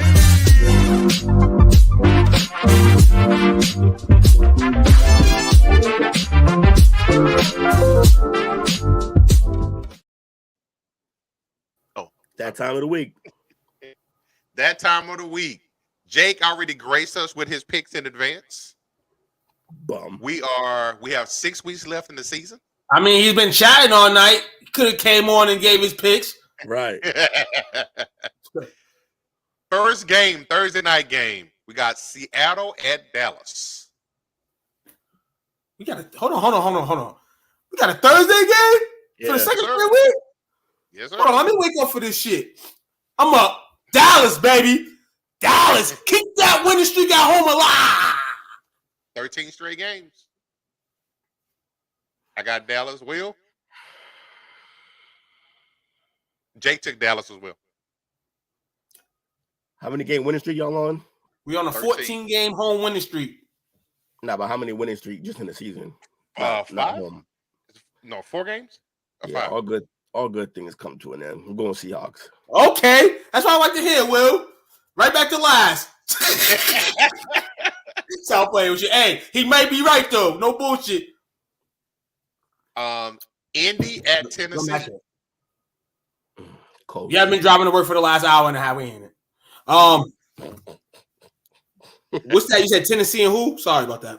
Tennessee and the Colts. Ooh, no Jonathan Taylor this week. Zach Moss gets reinserted in. Oh, no Taylor? Damn. Taylor for 2 to 3 weeks. He broke, I think, his thumb. He needs surgery. That dude's always hurt. I'm going to go Titans in this game. Yeah, I'm going to go Titans too, actually, because I didn't know Taylor was out. I'm going Tennessee as well. Indy 9, Tennessee 21. The Chargers at the Chargers. Hey, yo, I heard this game was like $20 a ticket this week. I didn't get it out, Will. $20 I did that on purpose, I know, but I was like, I'm going to get them watch. Oh, man. The Chargers. Hold on. Y'all taking the Patriots over the Chargers? No, I said Chargers. Ah, shit, man. As bad as I want to take the Patriots for the second straight week and fail, I'm going to take the Chargers, man. I'm taking the Chargers as well. Patriots are 1-5 against the spread as an underdog. Jake took the Chargers also. Detroit at New Orleans. Lions. The Lions, have they been through adversity this season? A little bit, yeah. Yep. Hold on. The Eagles only lost one game in a row this season, right? They're facing the Saints, but yeah. No. Understandably. Yeah. It's going to be a tough one in the Dome. That defense is going to come to play. They're both Dome teams. Shit. I'll take the Lions. It'll be a closer game than everybody thinks it will be. I can see that, but I still have the Lions winning it. But I agree. It could be closer than people think. I want to see the Lions lose 2 straight. See how the they Lions are heavily favored. And that might be the reason why they fucking lose. There's no rules. That might be the reason why they lose. Yeah. The Lions do struggle with physical. And Saints can get physical, but I don't know. I still believe in the Lions for this game. So you got New Orleans? No, I'm going to take the Lions. I'm going to take the Lions. I got Detroit as well. Jake took Detroit. Atlanta at the Jets. I got Atlanta. Atlanta. You got Atlanta? Taking the Jets. Taking the Jets. Gotcha.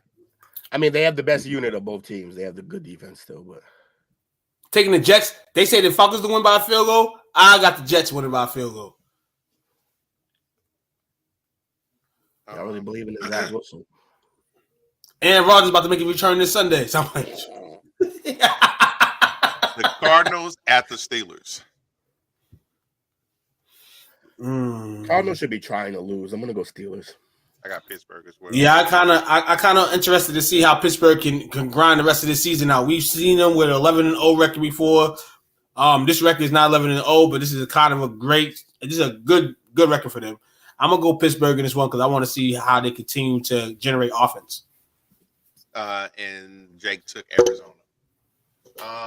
The Dolphins at the Commanders. Dolphins.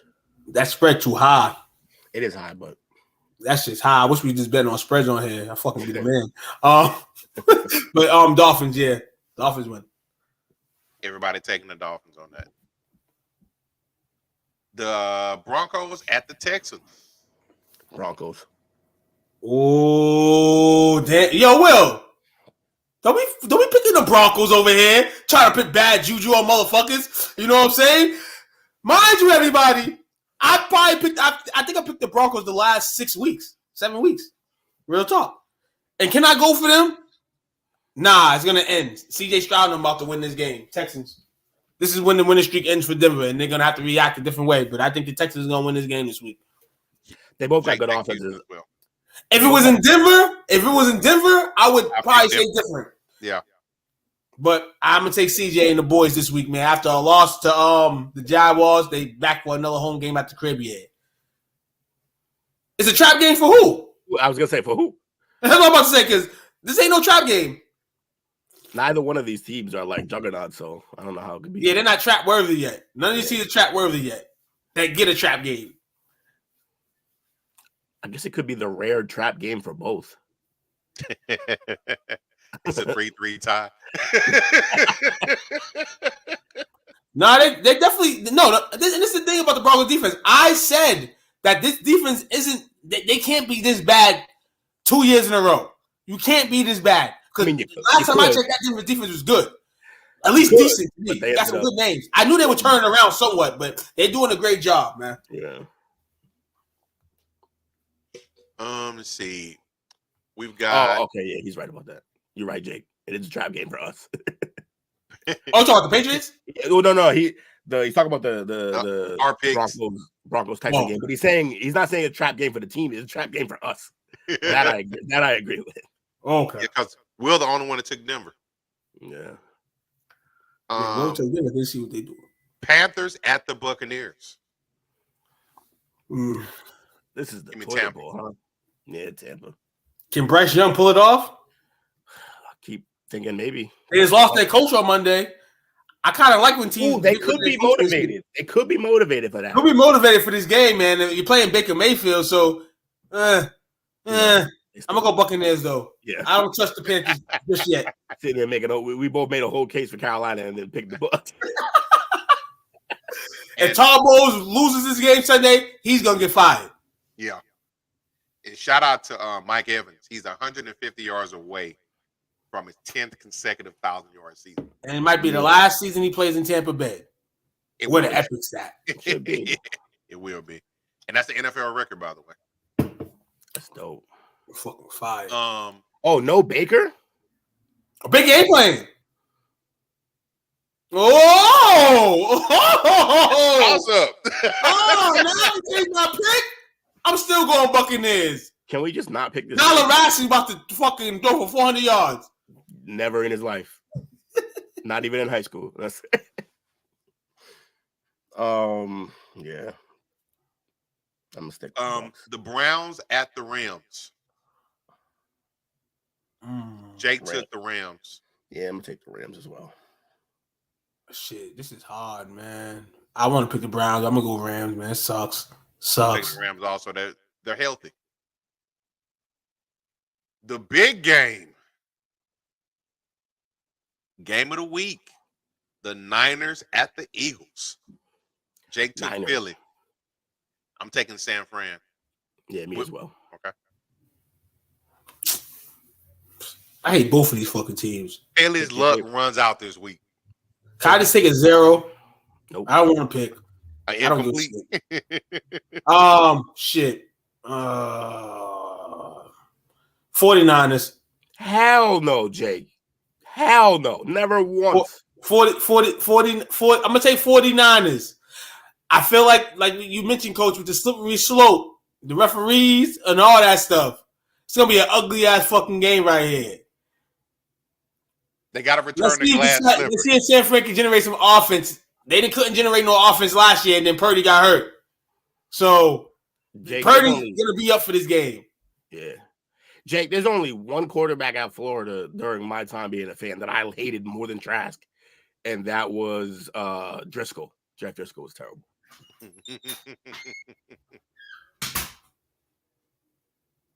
Y'all crazy. You don't know Jalen Hurts. That's a bad man. Yeah, okay. He's trolling. You said Mac was a bad man too. No, listen, hey, nobody respond to him. He's trolling. Shut up. Ignore him. Go to work. Go to work. My man been driving to work for the last 3 hours. Word. Get there already. Get there. Probably still at the house. Kansas City at Green Bay. In his pajamas. This game, man, right here. I think I might want to take Green Bay for this. Yeah, it gets spicy. They are 5-2 against the spread. They are 5-2, so they will cover.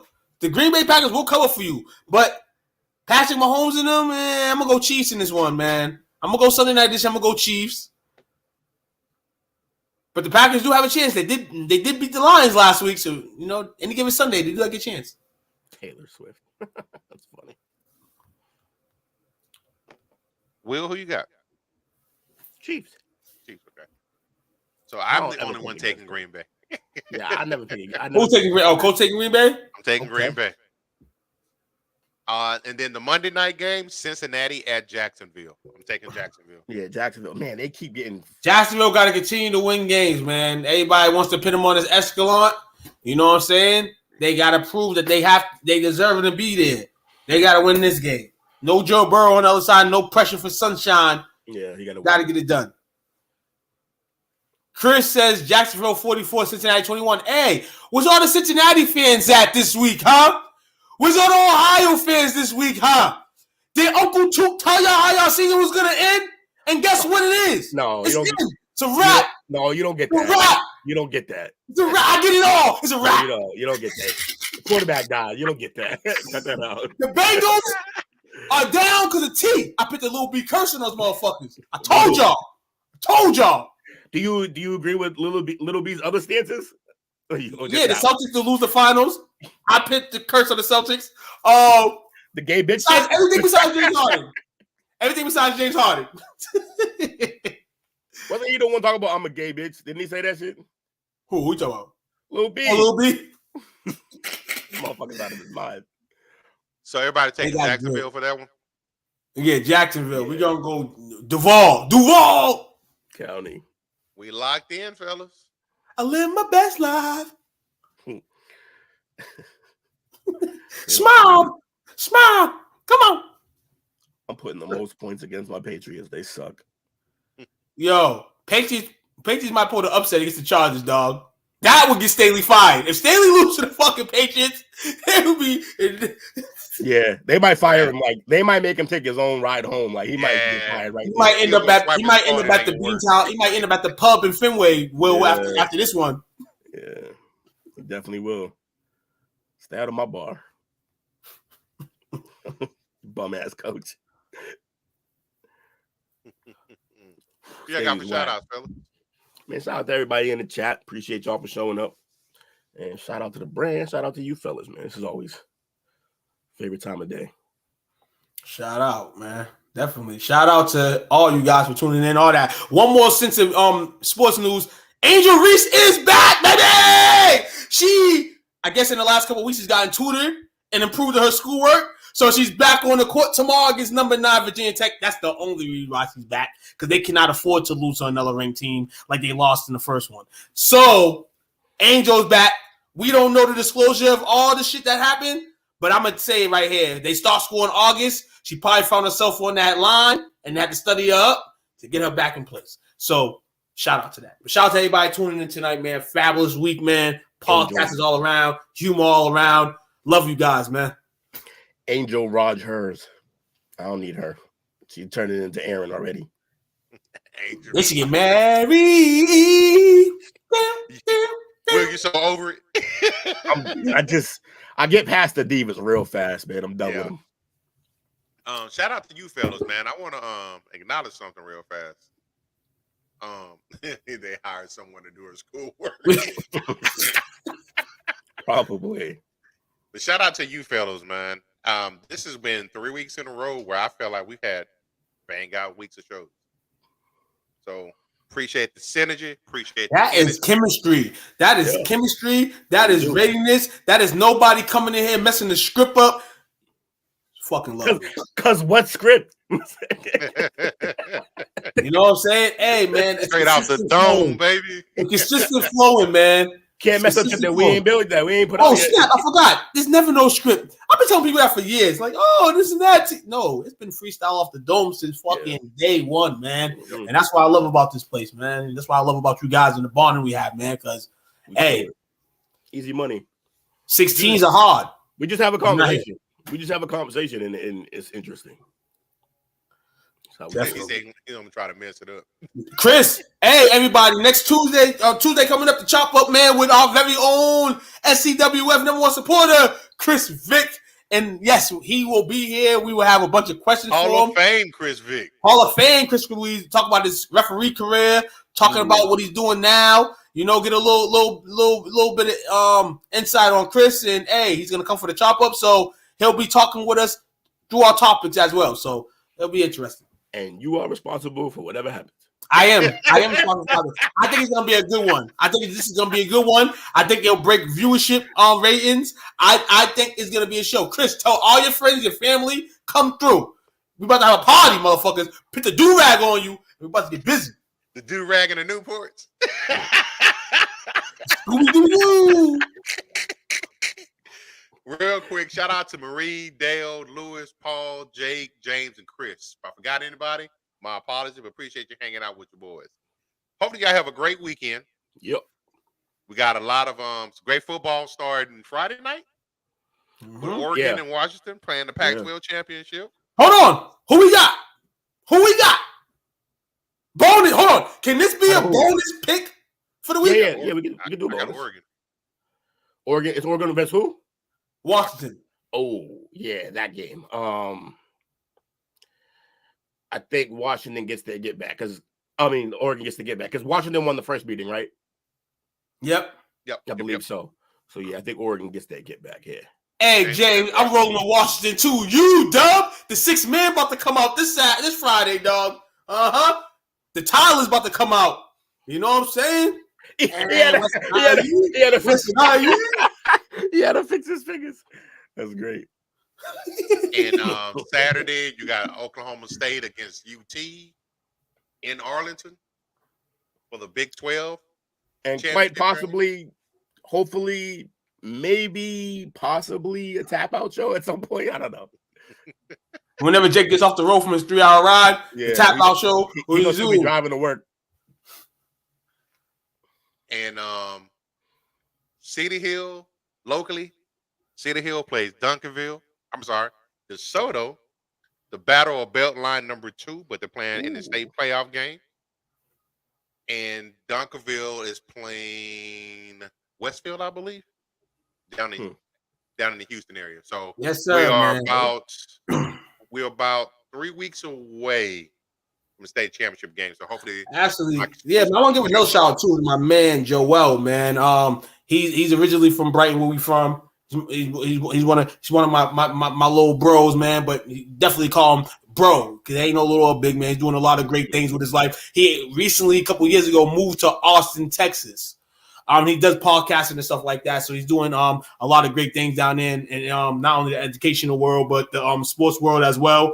And I'm gonna have to link him with you, Coach, man, just to even I did stuff because he's definitely down there. And this overall dope, man. Shout out to everybody doing their thing. Shout out to Charlestown High School for being the only team from Boston in the top 10 rankings. That came out Sunday. They're number 6. So shout out to Charlestown. Is Jack still the coach there? Huh? No. You Coleman went to Brighton, coached there, and then came back to Charlestown. You Coleman's at Charlestown. Oh, I didn't know that. That's what's up. Good shit, Coleman. You Coleman's back at Charlestown. He left Brighton to a couple chips. Yeah. He left Brighton. Going to he's at Charlestown. I've been at Charlestown a few years now, snatching. He came to me during the summer, was like, yo, how you get the Charlestown from Brighton? What's the fastest way? I said, oh, who you scooping up? Scooped up a couple of guys from the local high school over down the street that need help because they play Brighton in their opening game next Friday, and I got Brighton winning by 10 and a half or plus, and I want somebody to bet that with me. So anybody, I'm betting high school spreads this year. So I might be a high school game. Tell me you have a problem without telling me you have a problem. I bet high school games. Yeah. Yo, this Friday, Lynn English is about to be popping now. It's like 6 games, man. Good high school teams playing. It's gonna be crazy. That's what's up. So shout out to everybody. Shout out to football players. Shout out to y'all fabulous season. It's not ending yet. Shout out to basketball players, man, making tryouts. People not making tryouts, as I said yesterday, man. Hey, continue to push. Absolutely. I can dig it, man. Appreciate y'all. Much love from STWF-TV and The Parlay. Have a great weekend. You did.